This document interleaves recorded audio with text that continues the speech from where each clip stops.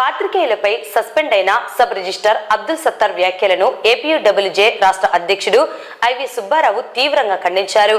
మంగళవారం పట్టణంలోని రామకృష్ణ కాలేజ్ ఆడిటోరియంలో సాయంత్రం ఏపీయూడబ్ల్యూజే నాయకులు ఖండే శ్యాంసుందర్లాల్, చలంబాబు, మధు, ఉస్మాన్ బాషా తదితర జర్నలిస్టు నాయకులతో సమావేశం నిర్వహించడం జరిగింది.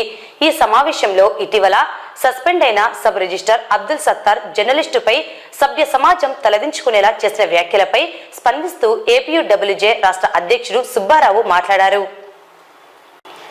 ఇటీవల సస్పెండ్ అయిన సబ్ రిజిస్టర్ అబ్దుల్ సత్తార్ తాను సస్పెండ్ లో ఉండి కార్యాలయంలో వెళ్లి విలేకరి అడిగిన ప్రశ్నలకు సమాధానం చెప్పకుండా సభ్య సమాజం తలదించుకునేలా జర్నలిస్టును దూషించడం తప్పని అన్నారు. ఇటువంటి చర్యలు పునరావృతం కాకుండా చూసుకోవాలని పేర్కొన్నారు. కూటమి ప్రభుత్వంలో కొంతమంది ఎమ్మెల్యేలు జర్నలిస్టులపై పలు చోట్ల అనుచిత వ్యాఖ్యలు చేసిన సంఘటనలు జరిగాయని అన్నారు. అటువంటి ఎమ్మెల్యేల తీరును, వ్యాఖ్యలను ఖండించడమే కాకుండా రాష్ట్ర ముఖ్యమంత్రి ద్వారా వారిని హెచ్చరించడం జరిగిందని తెలిపారు. అధికారులు గాని, ప్రజాప్రతినిధులు గాని జర్నలిస్టులపై అనవసర వ్యాఖ్యలు, కక్షపూరితంగా వ్యవహరించరాదని కోరారు. ఒకవేళ జర్నలిస్టులు కక్షపూరితంగా అసత్యాలు ప్రచారాలు చేస్తే వారిపై చట్టపరంగా చర్యలు తీసుకోవాలని, వారి పట్ల సభ్య సమాజం తలదించుకునేలా ప్రవర్తించడం సరికాదని అన్నారు.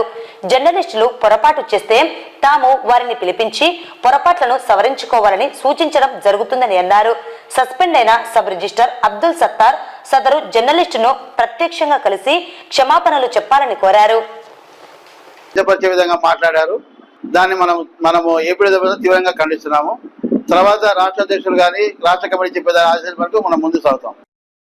సబ్ రిజిస్టర్గా ఉండి సస్పెన్షన్కు గురైన సత్తార్ గారు జర్నలిస్టుల గురించి అంత అసభ్యకరంగా పదజాలాన్ని వాడటం అనేది నిజంగా బాధాకరం. ఎందుకంటే పొద్దున్న లేచినప్పటి నుంచి మనం వార్తలను సేకరించి పబ్లిక్ తెలియజేస్తూ కష్టపడుతూ ఎలా మనం ముందుకు సాగుతున్నాం అనేది ప్రతి జర్నలిస్టుకు తెలుసు.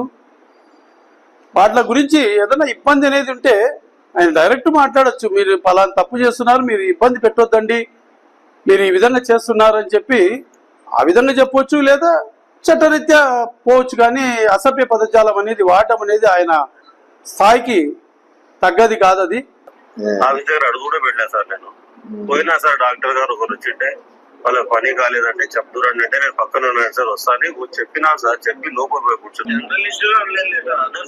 వేరే వాళ్ళనంటే నేను మాట్లాడతాను తప్పు అంటే అనుకుంటే సారీ సార్. నేనైతే ఆ విధంగా జర్నలిస్ట్ నాకు మంచి అవి ఇదే ఉంది సార్. నాకు ఎందుకంటే నేను కొత్తగా వచ్చిన సర్వీస్ పెద్ద సర్వీస్ నాది, నేను అందరితో బాగుంటాను సార్. నాకు అట్లాంటి ఉద్దేశం లేదు. అదే మీరు సారీ చెప్పారు ఓకే, కానీ నేను అనేది మీరు ఒక వ్యక్తిని గురించి అతనితో మాట్లాడేటప్పుడు ఆ వ్యక్తితోటి డైరెక్ట్ మాట్లాడటం వేరు. అట్లా మాట్లాడుకోవాలి తప్ప ఈ జర్నలిస్టులు అందరూ ఎట్టారు, ఏ పేపర్ లేనివాడు జర్నలిస్ట్ అయ్యాడు. ఇప్పుడు సోషల్ మీడియా వచ్చిన తర్వాత కేవలం పేపర్ కూడా అవసరం లేదు. కానీ తప్పు ఉంటే చట్టపరమైన, ఇప్పుడు సోషల్ మీడియాలో తప్పుడు వార్తలు ప్రశ్నిస్తే ప్రభుత్వానికి కంప్లైంట్ ఇస్తే చాలా యాక్షన్ తీసుకుందిగా. మీరు నేరుగా పోలీస్ స్టేషన్కి వెళ్ళి కంప్లైంట్ చేయొచ్చు, దానికి తిట్టాల్సిన పని లేదు. సబ్ రిజిస్టర్ సస్పెన్షన్ లో ఉండి తను బాధల్లో ఉండొచ్చు, వ్యక్తిగత సమస్యలు ఏమన్నా కానీ మనకు అనవసరం. ఆ విధంగా జర్నలిస్టులు దూషించడం తప్పు. ఆయన సారీ చెప్పినా కూడా భవిష్యత్తులో అలాంటి పునరావృతం కాకుండా చూసుకోమని చెప్పాం. ఈ పద్ధతిని ఎవరు హర్షించరు. ఈ రాష్ట్ర ప్రభుత్వం గతంలో అనేక సంఘటనలు మనం చూసాం. కూటమి ప్రభుత్వం వచ్చిన తర్వాత కొడికలపూడి శ్రీనివాసరావు అనే ఒక ఎమ్మెల్యే, జయరాం అనే ఒక ఎమ్మెల్యే, అధికార టీడీపీ ఎమ్మెల్యేలు జర్నలిస్టులు స్థానికంగా ఎట్నే బూత్ పదాలతో మాట్లాడటం, దౌర్జన్యంగా మాట్లాడటం, బెదిరించే ధోరణికి వెళ్ళారు. వెళ్తే ఎమ్మటే ఏపీయూడబ్ల్యూజే ఆధ్వర్యాన ఆ సంఘటనల మీద మనం ఖండించాం, రోడ్డు కూడా ఎక్కాం.